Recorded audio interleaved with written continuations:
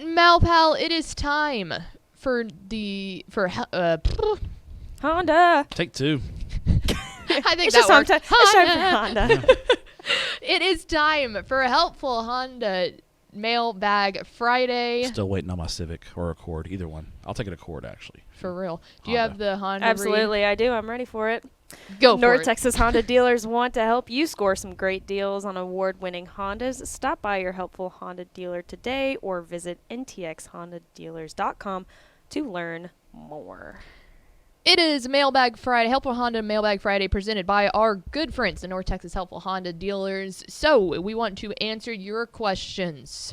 Yep. Anything, any questions you got for football, food, romance, travel, whatever. We are here until 12:35, 12:40, yeah. Okay. About 20, 25 minutes. Yeah. So I gotta we'll hit the go. road. I'm going to Abilene. Gotta Yeah. hit the road. Yeah. Got to get you on the road. So Mm. Malpal, do we have any questions? Yeah, we got some in here. We got one question for you, Pickle. Me. Are you gonna be- people. On the spot. Are you going to be on the Shiner sideline? That is a good question that I actually do not have an answer to. My dad asked me that last night. He was like, "Do you know which sideline?" I do not yet. That is a decision that is over my pay grade. So I will smile and I will report on whichever team they tell You'll me not. to. That's right. So I don't know. Please make the check payable to cash. Yeah. Yeah. Seriously. I thought that I was going to be with Shiner the whole time, and then they had me switch over to see Holly yesterday, which I was super pumped about because then I got eyes on both teams. So that is left to be decided. Pickle but is I'll be the- down there. So Pickle is the authority on 2A Division I state championship. Any questions about 2A Division I? We'll be Yeah. Ashley Pickle. Ask her. Because I'm an idiot. same. Yes. I'm glad that we figured all that out. Same. Yeah. I'm pretty much useless at this point. So What's next, Malpal? let's go with, what do you think about the Shiner Holly title game? Oh, what a segue. Man. Whoa. That is some producing right there, Malpal. Great job. She had that one teed up. and Producing with a Television capital Zone. P. I can't do a Television P, Zone but- Ashley Pickle with the analysis. Okay, here's the thing. I was going to put a lot of stock into what I saw from the Timpson Shiner game last night, because what I saw when I watched them in person against Refugio, that was hard stop. Like, no one's standing close with them. They showed that Shiner, like you said, can be humans.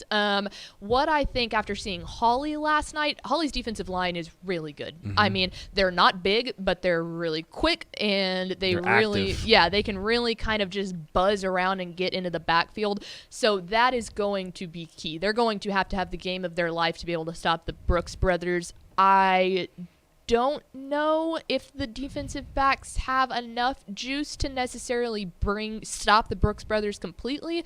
I worry about Holly's offense a little bit in this game. From what we saw last night, it wasn't the wow factor that like Marlon had a couple of really big explosive plays that could have maybe matched up a little well with Shiner and their explosive capability.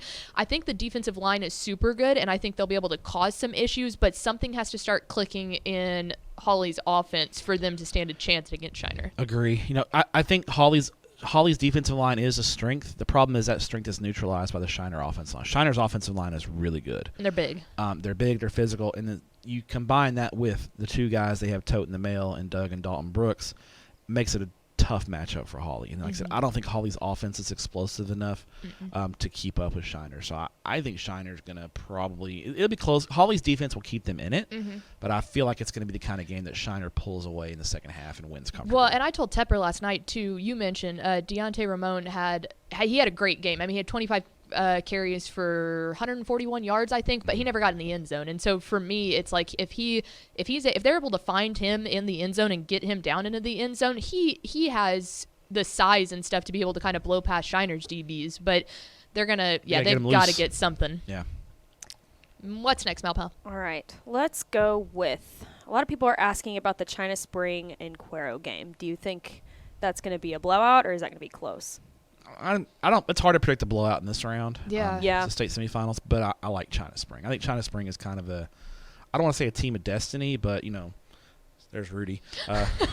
Scoops waving at me there. Scoops. Yeah. That's again. You two. Again. We're on the same We think wavelength, the man. same. Oh. Now poor Tepper. Oh, don't poor temper me. Yeah. Dealing with you two. He That loves guy. it. He loves it. What do you mean? Yeah. No, he hates it. I think China Springs. They're not. I just feel like they're a team of destiny, and they're really talented. And I just feel like they're the team to beat in 4A Division II right now. I think if I'm picking a state champion right now in 4A D2, it's China Spring. Cuero's got the explosiveness to hang around. Cuero's made a habit of winning those close games, but I almost feel like that magic. At some point, winning those close games, the odds catch up to you at some point. Yeah, I've been super impressed with the connection that they've been forming like the past 2 weeks to that wide receiver, LeBron Johnson. I think that he has been spectacular, and that's really what has kept Cuero in the games. I think that the physicality that China Spring brings to the table is a little bit too much for Cuero's defense to try and stop. And I mean, getting Major Bowden down on the ground has seemed impossible for any team this year. Seems to be a challenge, yes. So I worry about that. He's I good think at it'll football. be close, but I think that China Spring, specifically in the fourth quarter, really starts to run away I with feel it. like China Spring, and I don't remember what I put in my preview, but I feel like they're a 8 to 10 point favorite. Yeah, I would agree with that. What's next, Malpal? So we'll kind of combine some questions here. So let's do kind of a game preview for Gilmer and Salina, as well as Southlake and Duncanville, and then we'll give which one's a better matchup. I know they're different divisions, but somebody just asked which one of those games is a better matchup. That's a good question as far as which one's the better matchup. I think they're both great. I mean, I'd probably give a slight edge to Southlake and Duncanville, but Yeah. can't really go wrong with Gilmer Salina either. No, not at all. And you picked Gilmer, right? I did. I take Okay, Gilmer. I picked Salina. I think Gilmer Salina comes down to which strength is going to take over in this game. Salina's strength is in the trenches. They're great on both sides of the ball up front.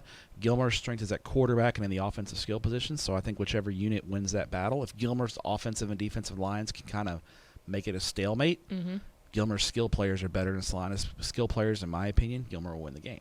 If Gilmer dominates up front, I think Gilmer's going to have a tough time getting their skill players untracked, which would obviously severely limit their chances to win the football game. Right, yeah. Specifically, that Salina defensive front is just like dudes. Yeah, it's like They're an old school units. Salina team. They are big and physical, and they will strike you. So Tennyson has to be able to have time to throw, or else that starts looking If nasty. he does, there's yards. Oh, yeah, there's yards to absolutely. be had, but they got to give him time. So that's the thing. If I'm watching that game, I'm seeing who's winning that battle up front. If Gilmer doesn't need to win the battle, but Gilmer just needs a stalemate. Right. And then with Southlake Carroll and Duncanville, I mean, I think that the concern there is Duncanville's offense. Their defense, I think their defense is the singular best unit on the field in this game. But I think Southlake always has a great offense. I think Southlake's defense has stepped it up enough this year to be able to kind of mess up Duncanville's I just don't know if offense. Duncanville's going to be able to score enough points. Southlake's not going to score 40 on Duncanville. No. Probably not. I mean, if they do, credit to them, they're going to win the football game. Right. But I just don't think you're going to have to score to beat Southlake. Yeah, if you get up to 28 points, if Southlake gets up to 28 points, I don't think Duncanville has enough. The Duncanville offense, Malachi Medlock's a great player, and he's a battering ram.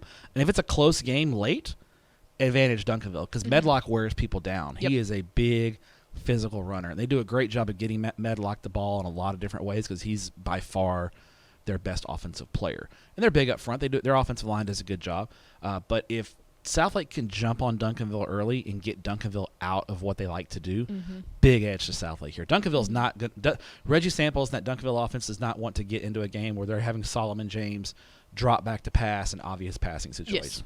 When they want to throw, they want to be very selective when they throw the football, and they want to kind of surprise you. Yeah, or hit those little slant routes or and throw call the it a swing day. pass to Medlock out of the backfield and let the receivers block. Those are that's an extension of their running game basically. Southlake wants to get Duncanville in 3rd and 9, and where they're having to throw the ball, push the ball downfield. That's where big edge to Southlake. Yes. So I think Carroll's a little more complete of a team, and I feel like they'll win. 3 to 7 point kind of game. Yep, I agree. With sticking with that topic, it's a day. We'll go with, how about a game preview of Stephenville and Wichita Falls, Hershey? I think Stephenville's a darn stinking good team. Yeah. I think that Hershey has had a great run, but I think when you look at Stephenville as a whole, just like we talked about just now with Southlake, they are just a complete team. I mean, they can score on you, and specifically, it's like their defense, and we talked about it on Tech and stuff the other day. Their defense, you look at them, and it's like this looks average, and then they go out there and as a unit, they're just function. The sum of the They have a parts are good greater resume. than the individual pieces for Yes. sure. I think Hershey's had a great year. Credit to Antonio Wiley and the coaching staff, what Hershey's getting done in their last couple of years of existence. But Region 1, not great. Hershey's playoff path has not. I mean, Stephenville had to go through Paris, Argyle, and Melissa in 3 games in a row. Yep. Paris, Argyle, and Melissa probably go to Region 1 and probably either win the region or are the regional runner-ups. Well, and like you said, they try to outspeed people. Yeah, Hershey's got great speed. And Marion Peterson, Jamarian Carroll, they've got playmakers. Hershey's defensive line is really good. Like, that's the thing to watch in this game is Hershey's defensive line is outstanding.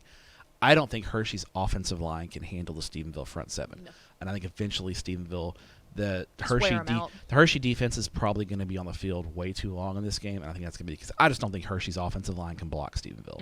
No, I don't think so either. What's next, Malpal? This is kind of a funny comment. Sort of question, sort of a comment. Step, what are you most looking forward to at Jerry World, and why is it the Super Bowl nachos? Oh, gosh. So Pain. Super Bowl nachos. I'm not most looking forward to Super Bowl nachos, although it is a tradition unlike any other. It's not the Masters. It's the Super Bowl nachos Oh, God. on Saturday at Y'all State. gotta quit coining that phrase. Yes, Phrase. It's a tradition unlike any other. It's amazing. It is. It's really not amazing, but It's amazing. Okay, I remember the first time that I saw it happen. I saw you get them, and then I was on the computer, and then all of a sudden I see a tweet that you took a picture that they were gone, and I look down like over the little, because like the booth that like we get elevated, has like yeah, like 2 two levels. of them, and Mhm. we're usually on the top level, and I like look down, and he's already back to like doing work, and I was like, where did they go? so How did they go that fast? well, you are the eating champion of the crew, the self-proclaimed eating champion. The gut. I think I'm a pretty good eater. I know my girlish figure does not lend itself to Yeah, that. no, you have to have cannons to Yeah. convince Right. people But that you're the eating champion. I am a eating champion myself, and I can put away food. And yes, for once a year, I'll go get the Super Bowl nachos. And then they're gone in 5 minutes, and I Yeah. just like, they're good. I mean, they always look good. they're tasty. They do. I don't think I would eat for 2 days. I think it's the size Yeah. of them. It's a well, because not only is it like a hefty like container that it comes in, but they don't short you on like the Toppings No. either, No. the yeah. height of it. Like Oh, it's yeah, yeah. like density wise, it's there. It's a meal. Like it's Yeah. reached It's a meal. maximum density because it's out and up. yeah, Maximum and you know density. they don't chimp. You know they don't. You know they're not chintzy with the No. with the toppings. It's I go easy on the chili, you know, for obvious reasons. Thank Yeah. God. Yeah. But I, For the Thank you sake for of all of for the us. sake of the press box, yeah. But I do get the normal amount of cheese, and then I like pico de gallo and jalapenos, so I throw pico and jalapenos on there, and we go to work. That's just what we do. What I look forward to at State the most is honestly seeing everybody. everyone. It's because in the media we run into each other periodically, but we don't. We're not all together at once because Once. we're all at different games. So Right. usually it's state championships, maybe the 7-on-7 7. state tournament. Yeah. And that's really it, because a 'Cause lot even of media is school, not coaching a school. lot of media doesn't go to coaching. So it's like one of the few times a year that I get to see everyone that I know, guaranteed more than likely. Yeah. So, you know, because I'll run into Stephen Garcia from the Love It paper tonight, and I ran into Nikki and Darby from the Waco TV station last yesterday. night. But Yeah. next week they'll all be in one place. Right. So that's the thing I look forward to the most.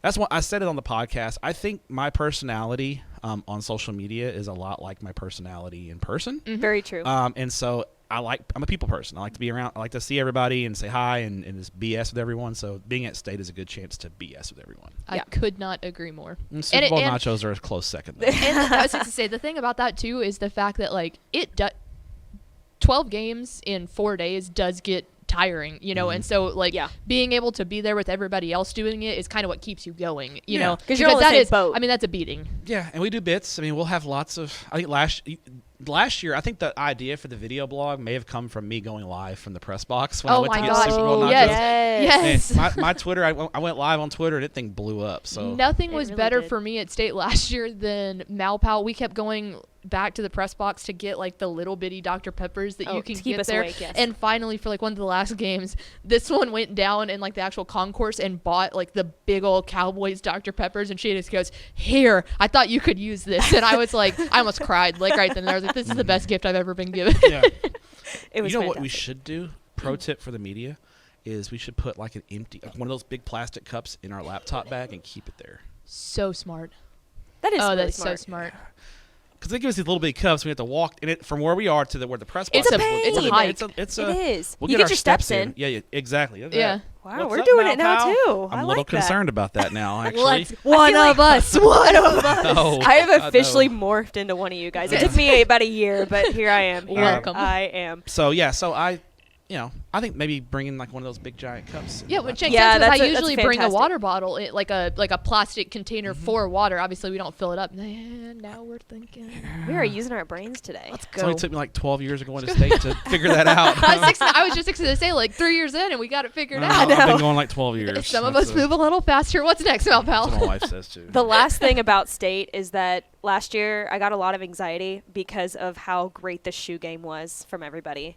I got always a anxiety. point. I was like, what am I going to wear the next day? Because the first day I just wore just regular. And I'm like, I can't wear these again. People are It's, going to look bad upon me. Well, so yeah, I got to and, wear. and Devin, who y'all have met before on the Yeah. show, big old tall Devin, he's like the king of shoes. Like, I mean, Him and Craven. him would and have a shoe fight. Craven Yeah. They'd have a can shoe fight, they yeah. could go back and forth. But Devin, last year he started working during state, and so he came up and he was like, "AP, I like the shoes," and I was like, "Oh yeah, that's kind of like a thing here at state." And he told me the other day, he goes, "I took that to heart." He goes, "Someone told me that at state last year, and I took it to heart." So I'm expecting like pristine, Elite shoe crisp, game. yeah, from Devin. There All you right, go. Malpal, what's next? I love it. Let's do biggest nail biter game this weekend. Let's not count last night. We'll go ahead and do tonight and Ooh. for Saturday. We'll combine those two Biggest together. nail-biter Nate. Let me see. A lot of good choices. Give me. I mean, I'm gonna go Crosby Liberty Hill rematch. I like that. Going Crosby Liberty Hill. I like that That's a lot. That's my nail biter pick right there. I mean, shoot, I think Wascom Franklin, the game that Malpal Ish and I will It be was a at tonight, one-point It's gonna game be a last good year. one. It was a 1-point game Mhm. last year, Mhm. and it's one of those between a slot T offense and a flex bone offense. Like, you don't have slot T. any room for error. Slot T is the devil. I'm so excited. Malpal's never seen a slot I have never T. seen a slot T Well, you offense. did at because- state last year, Right, but okay.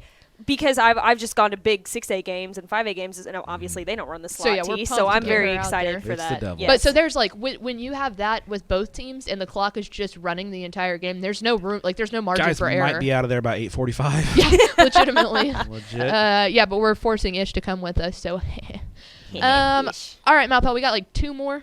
Yeah, let's go I gotta ahead. get on the road. Yeah. Let's go ahead and go with this. Is kind of interesting. What's the process, simplified, of course, for teams when choosing a venue? So, like, for example, Holly and Marlin, of course, was played in Weatherford. So, what's kind of that process on how they choose that? It's different for everyone. Yeah, I mean, every coach has their own quirks, and some coaches like to flip home and home. Some of them Yeah. are not home and home guys. It really depends on who you're playing. There's a lot of variables that go into it. I think part of the variables that go into it are who you're playing, what round it's in. I think the further you go in the playoffs, you want to get to a nicer stadium. Weatherford was a nice stadium, but I wouldn't call that just like an elite. It was a nice stadium, good for Holly and Marlin, but it wasn't like the Star or anything. Right. Right. So I think sometimes it comes down to stadium availability. I know a couple of stadiums couldn't get workers to work this weekend, so they couldn't play at those stadiums because they weren't able to get workers. So that comes into play. What day you want to play in? I mean, there's a lot of variables go into it. I mean, there's and then finding a locate. If you do go neutral, who are you playing, and where is somewhat close to halfway for both teams? Well, and another thing that goes into it, a lot of times they like figure it out beforehand, like a week before they'll kind of tentatively agree on it. But the other thing is, I mean, pricing is a big thing too. Like they're all different, so one team will agree and one team won't. So I'll get in yeah. so for example, South Oak Cliff and Lubbock Cooper, they're playing at Shotwell today, right? And somebody might ask, well, why aren't they playing at Abilene Christian? Well, Lubbock Cooper played at Abilene Christian the last 2 weeks. South Oak Cliff's like, we don't want to play at Abilene really. Christian. They're comfortable there. We want to play somewhere else. Good So point. let's just go to another stadium in Abilene and play. So there's little stuff like that works out too. Some coaches are superstitious. I yeah. don't want to play there. I've never won a game there before. Yep. So it really varies. That is And some of them are like, I don't like their locker rooms. And then one coach unnamed was like, oh, the sidelines are too close. It really depends. Coaches are quirky people, and they have they're as individual as they are as personality. Their stadium preferences vary just as much. That's funny. All right, Malpal, do we have an ender? Yeah. Let's go ahead and go with it's a Christmas question. So who Defer has to you, Pickle. she's gonna be the one answering this. Who has the coolest Christmas sweater in the office? I've never worn one, but It's got to be me. I'm the only one that wears them. Yeah. Right? I mean, look at Like- her. Look at it. I mean, Yeah. it's It's got to be that's you. just like a rotational sweat. That's not Yeah, not your go-to, is No, it? no. I do you have, have I one? do have a favorite one. I'm planning on wearing it on Monday because Okay. it'll be like the last day that I wear All a right. Christmas sweater because then Make it's sure to tune state in. after that. Yeah. So yeah, the favorite one will get busted out. But no, I'm gonna proudly grab that trophy and run with it There you because it's fair. No one else wears them. Yeah. So I have one Christmas sweater, and I only wear it at President Business Job. And it's a Baltimore Orioles Christmas sweater, so it looks like a Halloween it's sweater. like a pumpkin. Yeah, it's black and does. orange. That's it's got Christmas trees on it, but it's black and Black and orange. orange. Yeah, Yeah. and it's got Orioles logo on it and stuff. So, speaking of next week, I know we're about to go. Do you want to give the people the schedule for next week? Or do you even know the schedule next week? Yeah, so we're just doing next week. We're just doing our state breakdown show on Monday, Okay. and that'll be it because it's kind of one of those things. We're going to break it all down on Monday, so there's not super like a real point in doing a Tuesday show. Plus, we have to go set up and everything. Tuesday's setup day, right? Yeah, Tuesday's setup day, so we'll be at AT&T, and then obviously we'll be there afterwards. So yeah, make sure Monday will be a beefy show. Yeah. There's a lot of stuff coming out, including I think some. We're gonna have someone from the Texas Bowl on to talk Mr. Nice. Texas Oh, there you football. go. So yeah, there's Monday will be like the big show of the year. So make sure to get there for that. But Someone I think grab my credentials while you're there Tuesday. that's yes, yeah, big time. Hey, thanks for watching this clip here on YouTube. If you like this kind of stuff and you want more of it, make sure you subscribe to our YouTube channel. And remember, you can watch us live every weekday at noon at TexasFootball.com, Facebook, Twitch, or here on YouTube. And if you want more of the best coverage of football in the state of Texas, check out TexasFootball.com and become a Dave Campbell's Texas Football Insider at TexasFootball.com/subscribe.